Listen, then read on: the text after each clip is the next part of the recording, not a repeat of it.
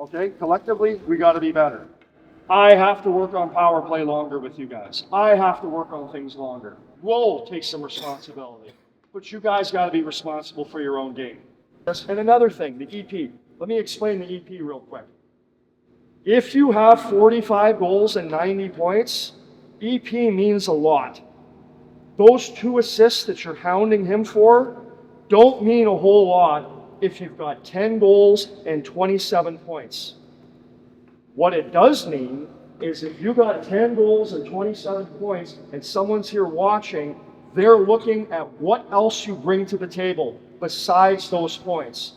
I don't know if your advisor or your mom or dad told you that points were the end all to be all. They're not. They're a piece in a very big puzzle. If I see a guy with 15 goals and he's the hardest worker on the ice, and he's killing and diving and blocking shots and shooting the puck through the net, I'm interested in all the intangibles that make him a next level player. If he's a sulky, sloppy, lazy, bad posture, bad attitude kid, and he's got 20 goals and 50 points, I might not even watch him the rest of the game. I'm just telling you what they're going to look at. It ain't the points.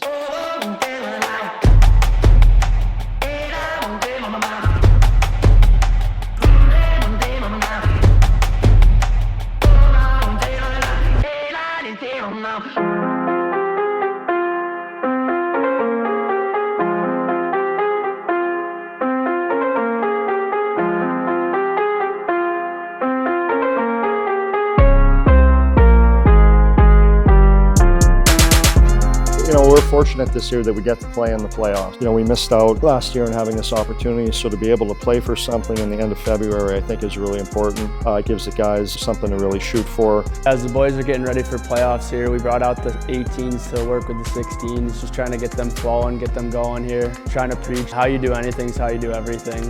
They got to be dogs. They can't be slacking off coming here on this final stretch. Our second showcase in Jersey, the PG Invitational. We knew it was going to be a tough weekend, especially for the 16s going in playing the number 2 New Jersey Rockets and number 3 Long Island Gulls. But ultimately that's what we want. We want to play the teams within the top 10. For the PG Goals Invitational, we had a tough schedule going against 2 top 5 programs. It was a great learning curve for us. While we have a great team, very skilled team, you saw the difference between us and the top 10 teams. Not only are they skilled, but they're consistently going hard every shift. There's no mental breaks. Our guys learned that the hard way.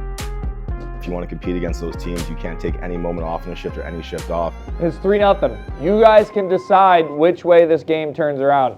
We either going to go down and lose 6-0 or battle these mother until the end. Do not roll over. We need to go out there and take it to them. Raise the bar and let's go have a good half here. Let's go. That Rockets game, we got boomed 7-1, but it was a good experience playing that high caliber of a team. The competition was great that weekend. We got Long Island Gulls and then New Jersey Rockets. That's 2 top 5 teams right there. We ended up playing Elite Hockey Academy, and we had a pretty lopsided win in that game. It was a good weekend for the 18s coming in on a high note off their senior night.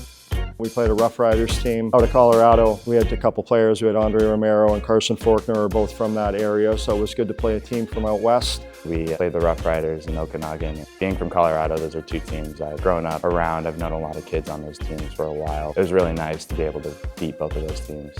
We had the Rough Riders. That was a good 1-goal game. Ended up coming out on top on that one. Had Okanagan, a big physical team. Ended up with some shots in the net and came out on top on that one.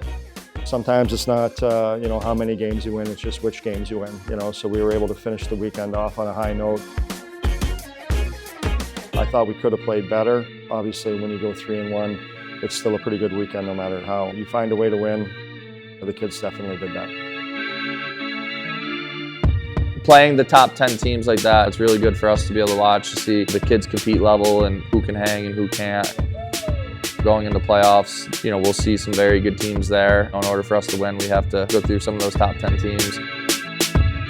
That tournament really put in our mind that we need to prepare. Can't take any games off. And the playoffs are important. You know, it gives you an opportunity to win something. We go through these 70-game seasons and you do so many showcases and you do tournaments, but there's never really a final victor. So to be able to go to a playoff and be able to win the playoffs and actually win a championship, especially for my team with 1206s on it, it's a great way to end a youth hockey career.